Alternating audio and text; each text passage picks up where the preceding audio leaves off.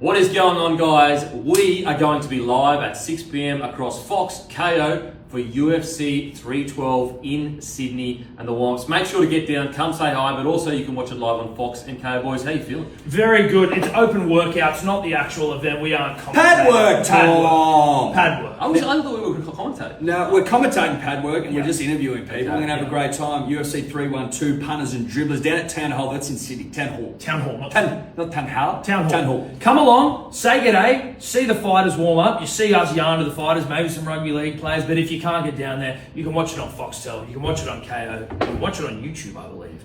So it's a red letter day for the DMP. It's a red letter day. Oh yeah. Not a blue one, green one, it's a red one. Yep. Red panty night. Yeah, it's red panty night for DMP. Just a bloke in a bar. I'm here with the world champion, Dricus Plessis. Mate, first of all, you're back in Australia. It's almost like, dare I say, your second home?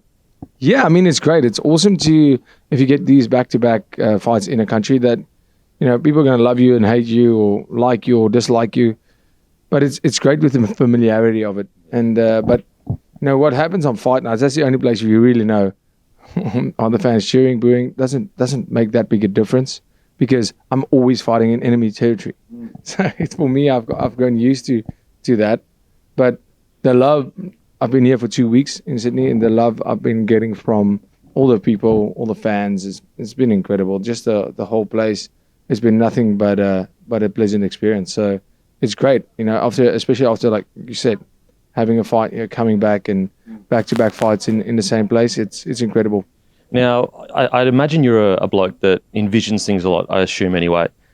You're now the man, you're the world champion. Is it everything that you envision? What's new, what's different? What's it like for you? Yeah, everything I envision and more. You know, I always, you know, visualization is a big part of my game. I love it. I love doing it, and I do it all the time. It's almost, you think of these situations that are outrageous, and, you know, even just visualizing a fight, the image that I have in my head of, you know, some crazy stuff happening, and sometimes these things happen, but, you know, I've always had this image in my head of what it's going to be like, and visualizing what it's be like to be a world champion and that title defense. And, you know, as you progress in your career, your imagination gets even bigger and bigger and bigger. And it's been incredible, even better than I could have ever imagined. I love every moment of it. And, you know, it makes all those sacrifices over the last 15 years worth it. Now, interestingly, I actually spoke to Darren, our KO guy, last time we spoke. And this is no disrespect to Izzy at all, but I remember after the Izzy conversation I had with him, I had this like feeling of contentment and a peaceful vibe around him. And around you, and I spoke to him, I had this, it was like a burning intensity of like a hunter. Now you're the hunted. Is there a difference in trying to, not motivation, because you don't need that, but just that intensity, that real intense fire? Yeah, absolutely. I mean, Izzy was my first title defense, you know, so, and the fire of being the hunter. Even if you're the hunted, I'm the hunted all the time right now. You know, but you are hunting a smarter and more vicious animal than you are. That's what I feel. If in South Africa we have buffalo, you know how many hunters on this exact topic, hunters have been killed by buffalo. It's probably in the hunting field the animal that kills the most people, because the buffalo is so smart that when you start tracking it, it realizes that you're tracking it. And you see the track marks, you smell it, you are walking on the track of this herd, and that herd will start tracking you. That's happened many times. So that's what you're dealing with when you're fighting me. I'm like that buffalo. If you think you're hunting me, you will find out that you will soon be the hunted. Wow. And so that mindset, because you sat down with Mark Boris recently and talked about the willingness to kill a man, you know, and almost making the decision that I am willing to do that. I guess that mindset, where does it come from? Because every time I speak to you, it's not like you're some unhinged, crazy man walking around. And yet it's quite an intense feeling to have. Where do you reckon it comes from? Yeah, it's you know, there's two different people. The Dricus that gets into the octagon and the Dricus that's sitting here with talking to you right now is two different people. And I believe as an athlete, it's very important to make that distinction, because you're either going to be very successful in your private life if you can't harness that killer in you, but you won't be successful in your career as a fighter. If you can't harness that killer in you in the octagon, there's no way you'll make it. And if you're able to harness that killer in you in the octagon, and you're not able to switch it off when you get into your normal day-to-day life in society, in your personal life, then you will be very successful in your career, but you will not have that success in your personal life, which ultimately will reflect on your professional life as well. Because as humans, I believe, my father taught me this lesson my whole life, that balance is everything. You can't be just working. You can't just have family. You can't just have fun. You can't just have bad times. Everything is about balance. You have to go out with friends every now and again and have a good time. You have to party sometimes. You have to be disciplined at stage, because that is what makes you human, and that's what makes everything in life worth it. If I was just training and focused the whole time, fight, it's going to take the fun and the passion and the love I have for this out of it. And that's why I believe that's where my success comes from, is being able to balance everything, having a good time. And for the last 10 weeks, there is none of that. For the last 10 weeks, I'm obsessed with this fight. Everything is going into that fight. And then after this, it's back to love and family and the time that I've missed with them, and spend that time and get it back as much of it as we can. And your fight with Strickland last time was decision. And, some fans feel it should have gone the other way. Some fans, obviously, me personally, I felt you won the fight. What do you reckon you learnt from that fight? Because going into it, there was a lot of talk about, I'm going forward, someone's getting knocked out, and after it in the Boris interview, you spoke about how, well, I went forward for about 23 minutes. Do you think something's going to be different this time, or do you think it might be the same? I think, listen, I'm going forward and trying to knock this guy out. That's a fact. I do think that there's a change there's going to be a change in game plan, because obviously the last time it didn't work. I do see Strickland trying to get that fight to initiate the wrestling exchanges a bit more. I do see that. I know for a fact that he's going to, try and get those wrestling exchanges with me, and trying to push forward more, because the guy going forward is the guy who's trying to fight. But exactly that. It wasn't for a lack of trying. I didn't get that finish. I was really trying, but defensively, Strickland is incredible. He's tough. Firstly, he's a tough guy. So you don't get to hit him as often as I would like in that fight. I didn't hit him as much as I would have liked. I was throwing a lot, but I didn't land as many as I would, because he's defensively he is so responsible, and he prioritizes defense over offense. And that you could see that in most of his fights. And I think that is the reason. So it wasn't for a lack of trying. And then you mix in the tough guy that Strickland is with that, then becomes a hard man to finish. And in this fight, going out there, going forward, pushing, looking for that finish the whole time, but at the same time being cleaner and better than I was the last time. And that's going to make the difference. And, I know you wouldn't want to look past this, but the last time we kind of spoke, it seemed anyway, you were very committed to being the greatest in this weight division.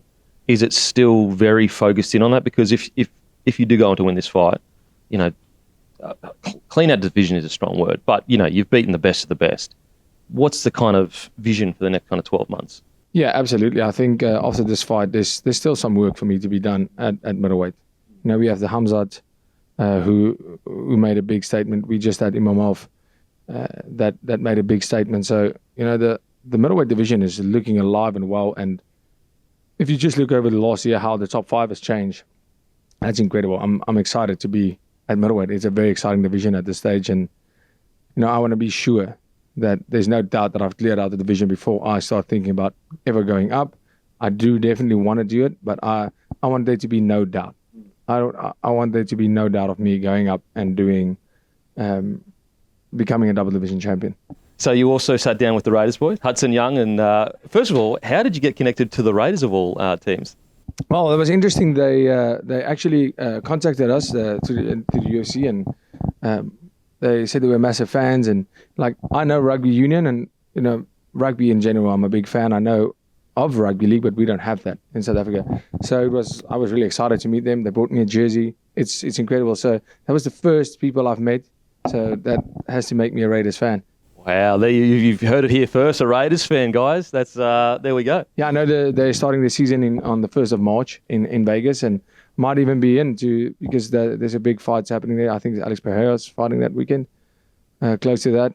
So yeah, might even fly in to go see the start of that season. It's going to be interesting. I love rugby. I love rugby union, so it's going to be great to be able to see the guys. And yeah, it was awesome to speak to them. Hopefully we get you down to the Vegas round 1 game, rugby league. Thanks. And just quickly before I let you go, the Wallabies, they're bouncing back a little bit, mate. I know you're a proud South African, but give me something with the Wallabies, surely. Well, congratulations on the bounce back and good luck. I'm here with a man that needs no introduction. I'm here with Sean Strickland, mate. How's your second time to Australia? Yeah, second time, man. Second to last. How's your trip been, mate? Oh, it's been great, man. This country's beautiful. We went out to a hike the other day to a beach, utter isolation, You can't find that in America. And, coming out to a place like Australia, it's like known as a holiday destination, but like you're locked in for, a huge, huge fight. How do you make sure that you stay away from the kind of distractions? There's no distractions, dude. I'm a grown-ass man. I don't drink and party. A nice night for me is, in bed by like 9:30, 10, Yeah, so there's no distractions for this guy. That's an interesting thing about you, mate, is that, you've got quite a larger-than-life personality, and yet a bit of a contradiction. People would assume that you go out, party all the time, and yet you're a professional athlete. You've got business to handle. Man, I don't go out and party because it's bad for my health and bad for my life.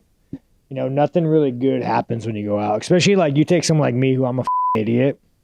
Last time I was here, I almost got deported, I have such a quick switch to being like life is good to doing something stupid. And I'm just aware of that, dude. And going to jail sucks. So it's better for me to be isolated from people. I'm just better. I got security. They keep me real safe.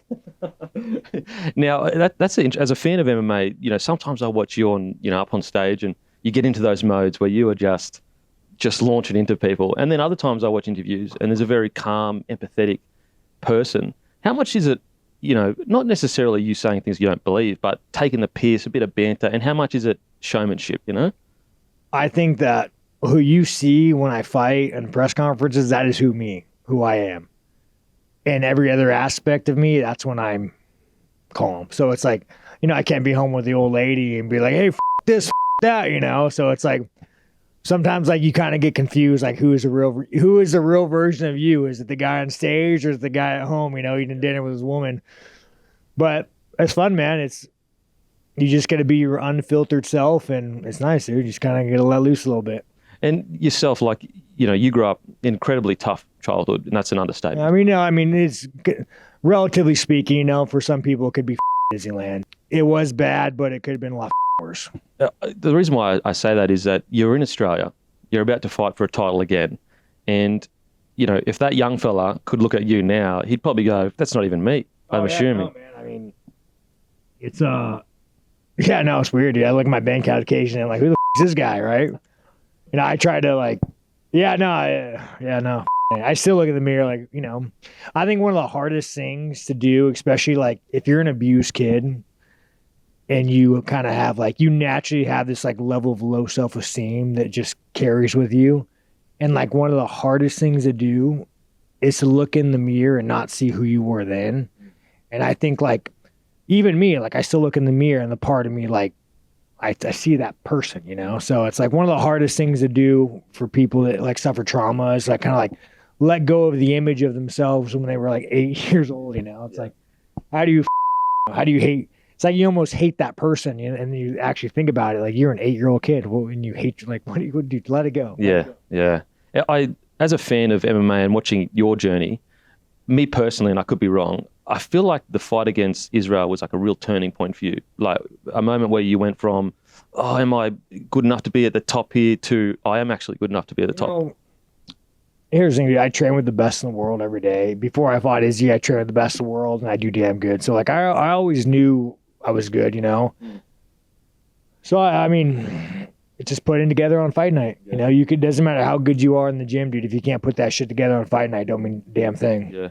And the belt, after you won the belt, I remember you saying, like, this belt, it really doesn't mean anything. If you wake up happy, you're good. Do you still feel that way? Yeah, man, and that's kind of like I've been poor in my life, like real poor. And I always tell motherfuckers, dude, if you have money, you're not allowed to be unhappy, dude. Unless like a kid dies, your dog dies, like you ain't allowed to be unhappy. So it's like, no matter what happens to me, dude, I'm healthy, I'm not poor, life's good. But when it comes to Dricus, I would have fought Dricus if it wasn't for a belt. We just had some shit to settle. It wasn't. I thought I got, a lot of the world thought I got, so we just need to settle the once and for all. What do you think you learned from that last fight with Dricus? Oh man, wash the headbutts. Wash the headbutts, dude. I mean, I know you guys, like a lot of you guys don't, fight or been hit in the head, dude. But when you get a cut above the eye, like 8 stitches in the muscle, not being able to see, like, I mean, half your vision goes red. You're rubbing blood out of the eyes. It's a trying experience, and so yeah, wash the headbutts. And I guess for you specifically, you've got such a finely tuned defense. That split second is literally the difference between getting hit and not getting hit. Yeah, most of my fighting's my eyes, and the moment that went a little hard. But at the end of the day, man, we all get cut, we all get up. Don't be a next time, right? Now, what as it's almost like the contradictions we were talking about earlier. You're a wild man, and yet it's defense that you are just so good at. What drew you to be such a solid defensive fighter? I used to train Millennia, Lorenz Larkin, like a list of savages. And I got my ass kicked a lot when I was a kid. I just got my ass kicked a lot. So I really developed my style out of years and years of getting concussions, So it's just out of necessity, really? Oh, yeah, man. I remember when I was a kid, sparring Lorenz Larkin, and he hit me with like a 6-piece combination, dude. I'm a kid, dude. He's in the UFC. I look up to this guy. I'm not in the UFC. And I remember driving home thinking to myself, like, I cannot make it home. So I called a friend of mine. I was like, hey, could I come sleep on your couch? Like, I cannot drive home. So I go lay down, I'm throwing up. And I remember there being a part of my head laying there in bed. Like, because at the time it was said you shouldn't go to sleep. Now it's different, go to sleep. I was like, I remember laying in bed thinking like, you know what? If I die right now, if I go to sleep and I die right now, like, I'm good with this. Like, this sucks so much. Like, I'm going to play this one by ear and just go to sleep. I asked him, like, hey, could you just wake me up every hour, make sure I'm not dead? But what I'm saying, dude, is I took a lot of damage, a lot of damage to develop the style. Now, going forward towards this week, is there, I'm assuming you're not going to give away a game plan, but will there be tweaks to the game plan heading into this fight? Yeah, I just more activity. I just got to be more activity. I got to put more volume out to match his volume. And then that's pretty much, that's some game plan. That's just fact. Now, I'm not sure if you've been keeping up with the quotes, heading into fight week, but Plessis talked about willing to kill a man in the ring and in front of his family. I guess I'd love to hear your thoughts on that. I mean, dude, it's one of those weird things where you're like, it's like such a weird statement, like, I'll kill a man. And it doesn't make a really man to kill somebody. Like, I mean, look at America. People die, It's like, it's just a weird statement that like, oh, I'll kill a man. Like, what? Like, what does that mean? Like, what does that mean? Is there any chance at the end of this fight that you shake hands? Oh, yeah, I don't know. I mean, again, if he beats me, hats off to you, man. I'm not a coward, You beat me, hats off to you, dude. Like, it's one of those weird things where it's like, I mean, I make fun of him, and I talk shit, dude, but, a guy fights hard and works his ass off. There's nothing to respect about that. I'm better than you, but, I respect you. I'm here with TATIANA Suarez and fighting for the title against Wei Li. First of all, welcome to Australia. Are you enjoying it? Yes, absolutely. I really love it here. The coffee is amazing. Well, yeah, funny you say that. I actually have my own coffee called Grumpy Coffee, so we should send you some. Yes! I'm so excited. Yes, that'd be amazing. And is this the first time you've been to Australia? Yes, this is my first time.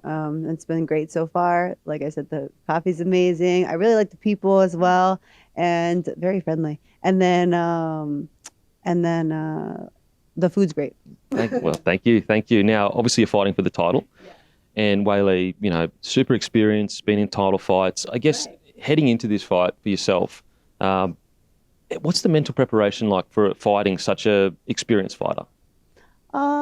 I feel like I mentally prepare the same for every fighter that, I don't really pay no mind to like how many fights they had or whatever it may be.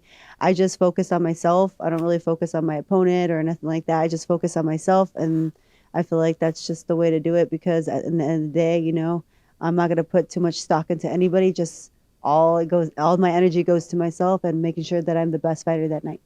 And you've got an incredible story. You know, you've survived cancer. You've got a documentary coming out called Unbreakable on HBO. It's actually out. It's out now. Yep, HBO Max. There you go, HBO. Make sure you tune in.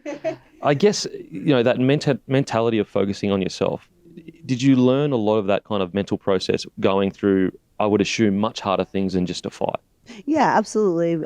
Just because, you know, when you're going through something so challenging, you just have to really make sure that you're, you know, I guess, like tuned in every single day, you know, especially when you go through injuries and stuff like that, because it really is mentally draining. And, you know, it's really challenging, like with your mental health and stuff like that, when you're going through an injury like that, because, you know, as fighters, we love to do this. We love to be, you know, we love to compete. And if you can't do that, man, that's like really hard, you know, when you can't do something that you truly love. So making sure that, you know, I take every day and I put my best foot forward every single day. That's what I just strive to do. And I guess when times get tough, even in the ring, do you almost tell yourself, like, this isn't really tough compared to some of the things I've been through in my life? Yeah, absolutely, for sure. That's like, you hit it on the head there. Like, I've been through so many things, and like, this is actually something that's enjoyable. You know, like the things that aren't enjoyable is like suffering a very like a painful injury, and then you have to go through it, and then you just don't know. Like with this, like, I know I was going to fight February 9th here and February 8th in the States, you know, like I knew that. But like with an injury, you don't know when you can come back. You don't know. You have to literally just like trust in the process and think to yourself, like, I'm going to try my very best to come back my best, you know. So it really is. This is the fun part, you know. The other stuff is like not the fun part. Now, you know, you've got an incredible wrestling pedigree. I guess, obviously you don't have to give the whole game plan, but is that really an area where you feel like you can dominate the fight? Yeah, I mean, I always like, I don't know, like when I go out there, I don't really say like it's a game plan. It's just something I naturally do because I've been wrestling since I was a young girl. So it's just something like, you know, I go and I just do it, you know. It's like, but yeah, I feel comfortable everywhere. I have great footwork, good distance. And I'm very good at wrestling, and not only that, but I'm good at submissions too. So yes, I have a wrestling pedigree, but I've evolved into a very good like jiu-jitsu practitioner as well. You're now in Australia, you know, co-maining an event. Are you incredibly proud of yourself? You know, as a young girl, I'm assuming you probably didn't know that you could reach this high because the pathways weren't there for young women at the time, obviously, but now they are. Yeah. Well, then my ambition was to be an Olympic champion. You know, I wanted to be an Olympic champion since I was like 12 years old. You know, when they didn't even have women in the Olympics yet. I was like, I want to be an Olympic champion. And my brother was like, they don't even have women in the Olympics. And I was like, well, then I'll just do it for men. And he was like, okay, you know, and I was just like, okay, you know, so, and then they actually, you know, they actually had the women in the Olympics. And then I was like, well, this is a dream of mine. And I worked very, very hard since I was really, really young to meet that dream. And obviously it was derailed. And now I'm here now. But, you know, my mom, she's so funny because like in the beginning, she didn't even know if she wanted to put me in wrestling. You know, I wanted to wrestle. And she's like, well, girls don't really wrestle. And I was like, there was a girl wrestling, and I actually know the girl now. Like I've trained with her, like we're really good friends. And I was like, well, she's wrestling. You know, I was like 3.5 years old, and she's like, oh, well, maybe, you know, next week you could try. I'm like, okay. And then I went out there with my little frilly socks, and I went and like did real. Like I mean, I won the tournament, and my mom's like, oh shit, she's good. And so then the rest was history, and you know, it was just like super awesome. Like. Then I didn't think that, but my mom knew from a really young age, you know, that, you know, I was destined for great things. Now, you said your dream was to win an Olympic gold medal, and you got injured before you went away to the Olympics, I think? Yeah, so I actually hurt my neck, but then I also found out that I had thyroid cancer. And so that's how that was like diagnosed, actually. So I had a neck injury, and they were like, hey, you know, your neck's pretty bad. We would like to get an MRI on your neck. And so then they did the MRI, and it came out that I actually had a node on my thyroid. So then we got a biopsy, of course, and it tested positive for thyroid cancer. So then I had to go through, cancer treatments and stuff like that. And not to mention, they told me I couldn't wrestle anymore. So it was like kind of like throwing everything in at me at once. And I was really young, when you're like 19 years old, you don't really think like you're going to get diagnosed with cancer. And not only that, but like at the time, my whole identity was just like a wrestler, like a very good wrestler, going to most likely be an Olympic champion, probably the best to ever do, wrestling in the U.S., like the best wrestler coming out of there. So, it was just, I guess the universe had different plans for me. And then I ended up into MMA. And at first I was just going to just do jiu-jitsu, and then I started doing MMA and I was like, wow, I love this so much. So, yeah. Now you're here. This is. I'm assuming this is almost a new version of the Olympic gold medal. You're fighting for a title, and you're nearly here. What's that feeling like? I mean, you got a second chance at your dream. Yeah, exactly. I always say that. No, it's amazing. I'm really grateful to be here, and I look forward to really taking advantage of this opportunity and proving that I'm the best in the world, because I knew when I started MMA that I could be the best in the world, not because I was just gifted and a natural at first, but because of my work ethic. And I knew that, with hard work, I could be here. Awesome. Thank you so much and good luck this Thank weekend. you. I appreciate it. Thank you. What's going on, guys? I'm here with the big fella, Jimmy Crute, fighting Bellato as the second fight on the main card. How's the week been, mate?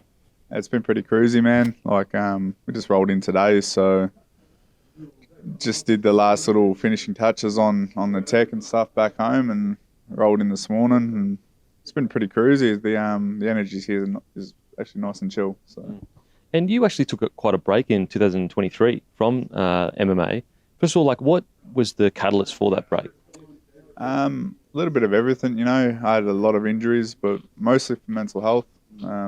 I just took a step out of the pressure cooker to go get myself right and do what was right for me. So it was a hell of a journey, but we're back here now, and that's what matters. To step away, it's almost the bravest thing you can do as a man, because I'm sure you probably kept telling yourself that's almost the weak way out initially. And then when you actually do it, you realise it's actually one of the toughest decisions you can make. What was the thought process? Well, my hand sort of got forced. Okay, well, there you go. See what I mean? I was running through brick walls for years.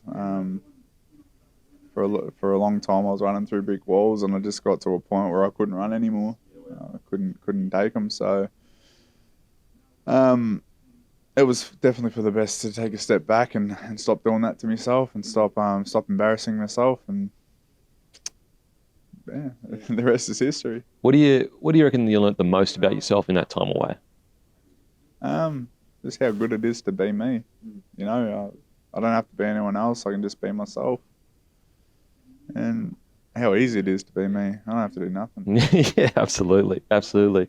So coming back into the sport, you spoke about being yourself. Is that when you got back into the ring and got back into training, the octagon, did you feel more like yourself because you took that time away?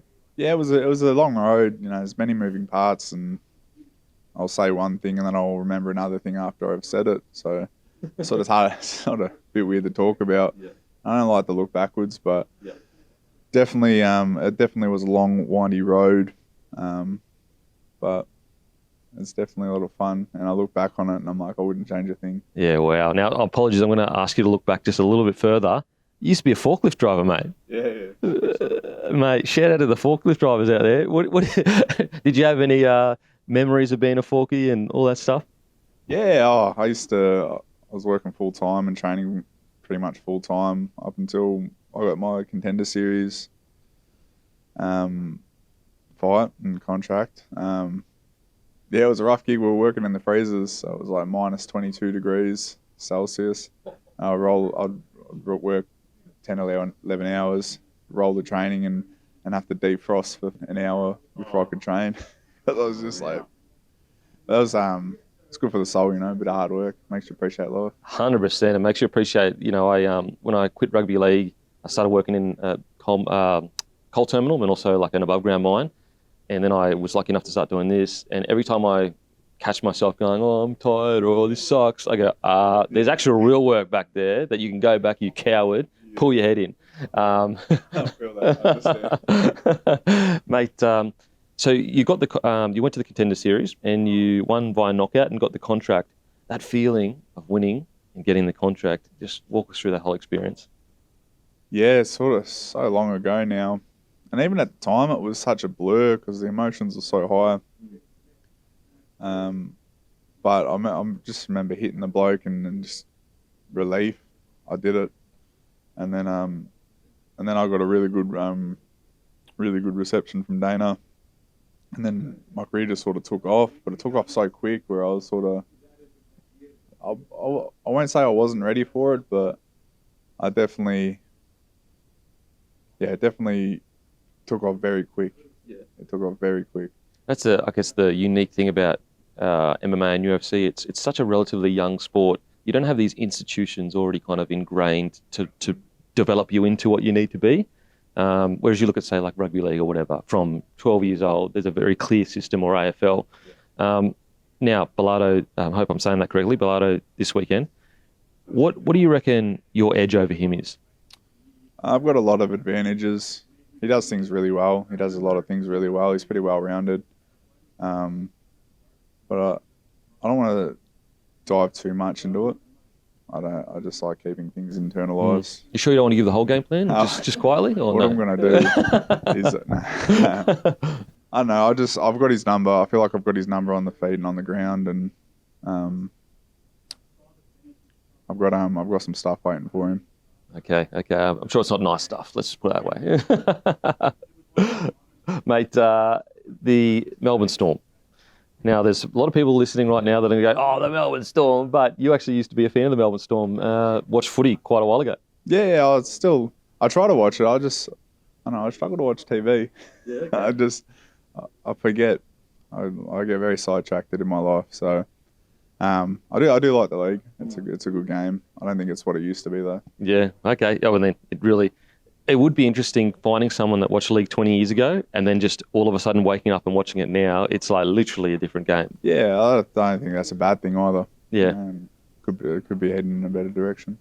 Absolutely. I haven't watched enough of it to have an opinion. Mate, I guess obviously you're fully focused in on this weekend, but I guess is there a vision for the next 12 months for you? Yeah, I just want to be consistent, be active, stay fit, and if I can get 3 or 4 fights in this year, I'll be pretty happy. Mate, good luck. Can't wait to watch you. And good luck this weekend. Thank you. Big Jimmy Crute. Make sure you give him a follow and watch him this weekend. He'll be the second fight on the main card on KO and main event exclusively. What's going on, guys? I'm here with COLBY Thicknesse, and Colby actually doesn't know this. Me being a very meticulous journalist, he actually beat Sean Johnson in a fight by a rear naked choke, mate. I didn't know Sean Johnson actually fought in the MMA. Yeah, it's hard to hand him his first professional loss, sadly. So, how long ago was this? This was November 21 in 2020. Mm-hmm. He beat a bloke named Sean Johnson. Yeah. There you go. And he switched careers back. Now, just to introduce the audience to Colby, he'll be the first fight on the prelim, KO and main event exclusively. But you're actually a part of Alex Volkanovski's camp, and you've been since 12 years old. Yeah, so I started at freestyle when I was 13 under Joe and Volk, and it's been crazy to see his rise just from, I think when I was there it was 2-0 or 2-1. Might have just came off at first pro loss back at 77 kilos when footy Volk was the thing. Yeah. And then, it's been crazy just to be a part of his rise all the way to the top. And I guess surely you boys take the piss out of him calling footy Volk all the time. Because it's almost like in rugby league, we've got a player called Damien Cook, and the commentators, every time he touches the ball, they talk about the fact that he's a beach sprinter. And just like with Volkanovski, every time he fights, they're like, former rugby league player. Surely the boys take the piss out of it. Oh, definitely. Especially when after a fight, if it gets a little bit heavier or anything like that, we just say footy Volk comes back. So I guess for yourself, being a young fella, seeing a guy that you just know personally achieve so much, does that give you kind of almost inspiration and almost even just like a vision of that can happen? Someone from where I'm from can do that. Yeah, definitely. It's just very reassuring because when Volk was first cracking it in, as you would know, he wasn't there wasn't a lot of support and that behind him. It was like, oh, you're going to have to go over to Thailand to train. You're going to have to go to America. You're going to have to move to one of these mega gyms to get signed. So it's been incredible just to see him rise throughout and just stayed loyal to the local team, same area, same bodies around him, and he got all the way to the top doing it that way. Yeah, absolutely. And so for yourself, Volk's got huge raps on you. You're debuting in the UFC this week, and it's on short notice. I guess, I take myself back to as being a young fellow when I was making my debut, and it's almost like a bit of a whirlwind. Where's your head at right now? My head's just very present because I've been working with this for 20 years and it's legit been my childhood dream. So I'm just remaining very focused on the goal, but I'm enjoying everything that comes with it, whether it's nervous energy, excitement, feeling overwhelmed. I'm just happy to be here. Yeah. Is it? Are you enjoying the fact that the Tapoya Volk thing is happening? Is that like, are you enjoying the increased exposure that gives the fight? Yeah, definitely. I don't think I could have pictured a better debut for myself, especially with all the eyes and everything on it. There's a storyline there. I can get one back for us. So I'm just happy with all this played out, and I couldn't have wrote it better myself. And for yourself, what kind of style fighter are you? Are you a stand-up fighter mainly? I know most MMA fighters are well-rounded, and I'd assume because you started at 5, you are a well-rounded fight. But I guess, like, for the audience that's being introduced to you, what can they expect on the weekend? My strength is definitely my grappling, but also another thing, just my heart and my cardio. So it doesn't matter how strong you are, how fit you are, it's how you're doing in them 10, 11, and later rounds and how you're really going when I'm staying in front of you. My pace stays the same. So I say grappler, sort of pressure fighter.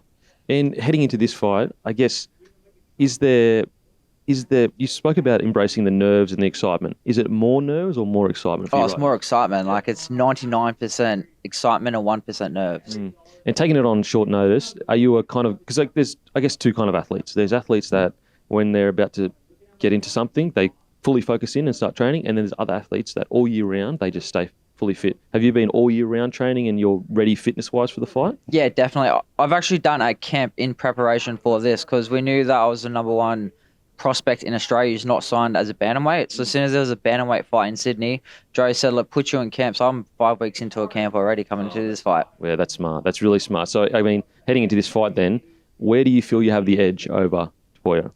I think there's just lots of unknown because how people see me on tape isn't necessarily how I am in the gym. So you can get a game plan, but when I'm in front of you, it's very different. So anything they think strategic-wise or tactic-wise they think is going to work, it's probably going to work. And I think I'm going to surprise a lot of people.